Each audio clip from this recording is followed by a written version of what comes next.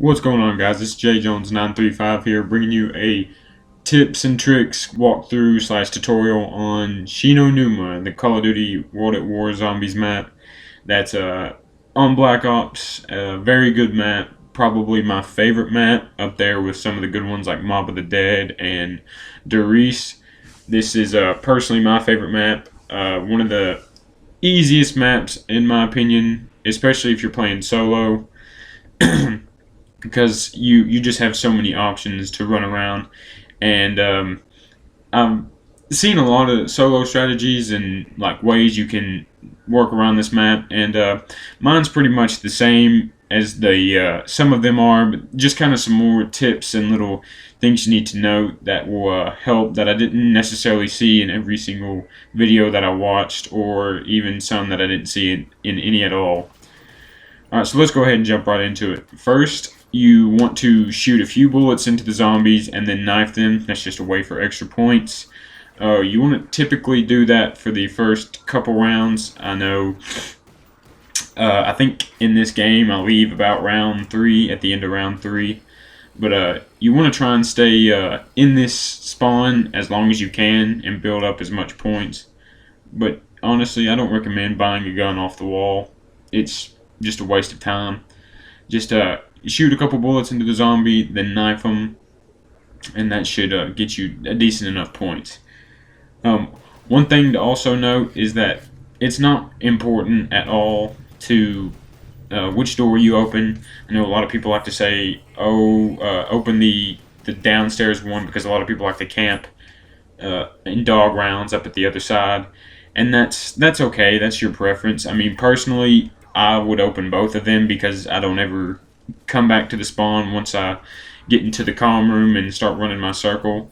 Actually, in case of any panic situation, I usually have both doors open. That way I can run a big circle if I need to get ammo or something like that of that nature. Also, one other thing to note is that monkey bombs are very important. I don't know if I covered that in any of the if I showed that in the video. Monkey bombs are important, especially if you're doing this co-op, if you have someone with you. It's crucial to saving someone, and plus it kind of helps you not have to have a quick revive if they go down, because you can just have the monkeys distract them while you revive them. Alright, so once we leave the spawn here, you're going to want to buy the Thompson off the wall, which is probably the best gun off the wall. If you're doing this solo, I fully recommend the Thompson because it is the best one. If you're doing this co-op, buy the gun that you're going to run the circle in. So for instance, if you're the co-op player that's running in the comm room, as you see here, the STG-44 is on the wall in there, and it's a lot easier to get ammo that way. Whereas if you're running a circle in the fishing hut, you can just get the MP40. And I think I don't think you can run a circle in the storage, and you can run one in doctor's quarters, but those are very, very difficult. And the third thing is to make sure you get Juggernaut as soon as possible. That's definitely a must-have, especially in the early rounds even, because 2 hits and man, you're done.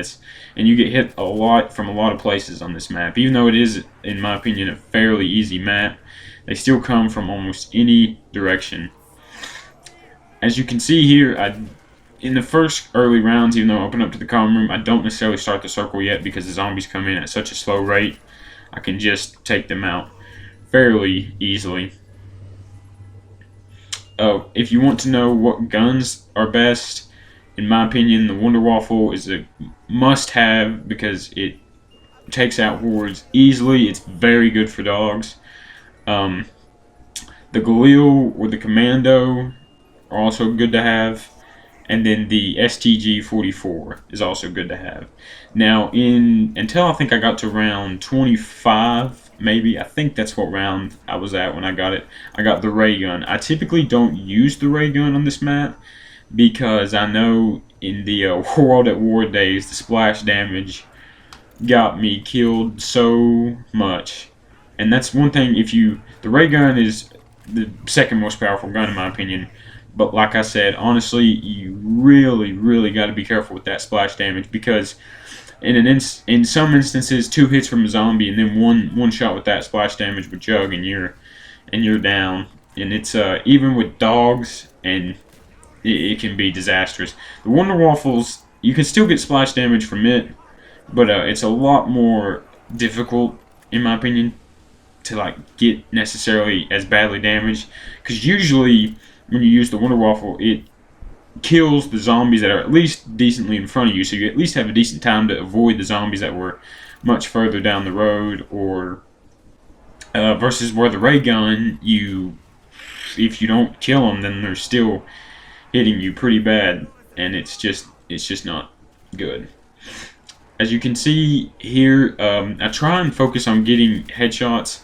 A lot of times I don't see many people stress that in zombie videos, and I can't understand why, because there's so many benefits. Like if you're not good at getting headshots in zombies, I highly recommend you try and find a way to do that, because getting headshots makes killing hordes a lot easier. It saves ammo.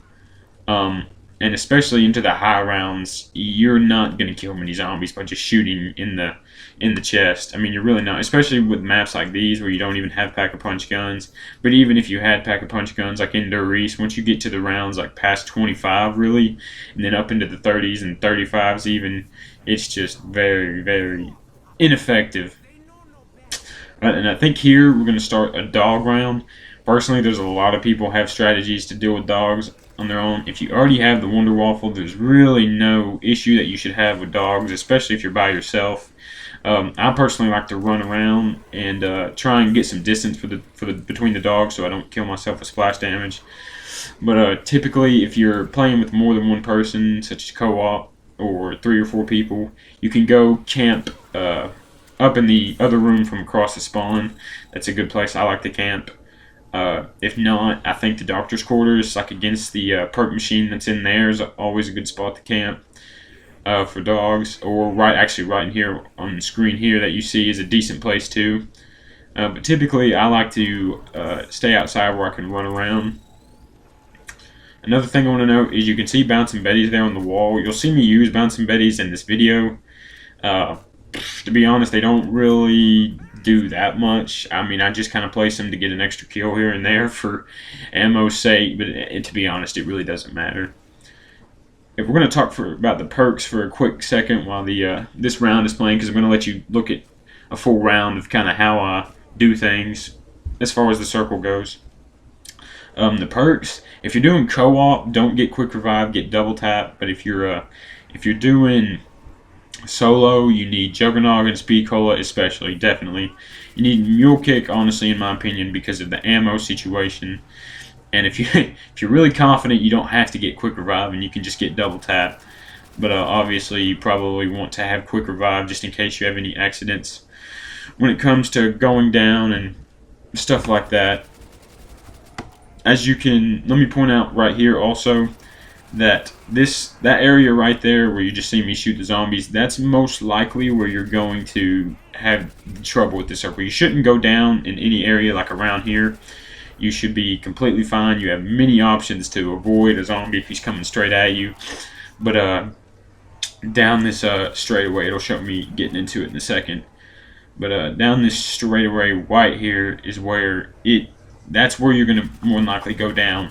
How you avoid that is you do not stop in that little, I don't know what you call it, little barn, shed, whatever you want to call it, thing over there. You don't stop in there. You keep going through. Now, obviously, I don't follow that typically throughout the whole video because I'm a little bit more impatient when I play zombies, so I wanted to get through the rounds quicker because I've played this map so much and gotten to high rounds so much on this map that I wanted to get up there as quick as possible. And I think you'll see me go down in the next round or so because I didn't simply follow that rule and I just got overwhelmed. Because especially in the rounds past 25 and 30, you can look like down there before you start to shoot, but those zombies just come like crazy. Like they'll just typically come out of nowhere that fast, and they come out of there really fast, as you'll see here in a bit. As you see, most of the time that I try and shoot these guys, I always consistently shoot them in that line right in front of the comm room door. that is the best place, because if you do start getting hit from behind or something, you do have usually like a left and right. You can quickly bolt out of there, and that's always a safe place. Always keep in mind that even when you get trapped, do not don't always try and shoot your way out of it. I know a lot of people get stuck and they just assume that they can shoot their way out of it. And honestly, if you just quickly move your left analog stick and try and run out of there, you most likely can. Now, sometimes you're just stuck and there's nothing you can do. But let's say, for example, you're running around with the Wonder Waffle and you get double teamed on the left and right side and you're trapped by zombies. If you shoot with your Wonder Waffle, if those zombies aren't going to kill you by that time, then your splash damage is going to kill you. And as you see right there, I kind of knew I was doomed. I pulled out my Wonder Waffle way too late. As you could see, like if you were paying attention, I quickly glanced there before I decided to start shooting from the shed part, and it was pretty clear. And then all of a sudden, it was just a couple seconds, I turned back around, and it was a wave. Also, had I not had instant kill, I would have not ran out of the comm room. I would have just kept running my circle. But since I had instant kill, and I had the Wonder Waffle, I went ahead and went to go get Jug. I don't think I stopped and get any perks. You don't want to get any more perks. You want to go make sure you go back to the comm room and get your circle going. But yeah, if you go down like that, don't panic. Just stay in your comm room. Run your circle. If you want, what's a good idea to do too is get a horde. Make sure like they're all like that's as many as you that are going to spawn at that one time, and don't kill them. Just run. Go get your Jug, and let them chase you all the way into there, and then run back into the comm room or run wherever and kill them with the traps, or do whatever you think is best at that time. Like I said, there's many strategies that you can use based on your own preferences. Also, my stance on traps is I really don't use traps that much on this map. I have to in the high rounds because of the ammo situation. What trap I usually commonly use is the one in the fishing hut, because I don't want to get trapped in this back room using the electrical one, and I can at least run a decent circle in the fishing hut while the trap is running. But yeah, in the other rooms where you can turn on the electrical barrier, I really don't think I've ever tried to use those. I may have tried it once or twice, and it probably was very hectic, because I know, especially on the high rounds, it's going to be too crazy for you to be able to stay in there. And as you can see there, like I said in co-op, I recommend the STG if you're going to be running in this room co-op wise, because you can just run in there and get your ammo. And you don't just create a little bit of distance in there, run in there quick, get your ammo, and leave. Like, you really don't have to wait until the end of the round to get more ammo if you're right there. Of course, if you're by yourself, you can always run a circle into the main room and get Thompson ammo. But like I said, if you're doing it with multiple other zombie players, then if you have like 3 or 4 guys, you probably got one that's going to be running around in or near the spawn at least. So you don't want to mess up his circle if you can help it. I think the maximum amount of people I usually play with on this is 2. I usually don't like to play zombie games with a lot of people because usually there's not many circles for more than 1 or 2 people. And I'm not a person who believes in camping at all. And I think that's pretty much it, guys. I think I'm going to cut the video short here because there's not much more to tell. Hopefully you liked the video. Leave a comment, like any other maps you want to see, let me know. Any other content you want to see, let me know. Thanks, guys.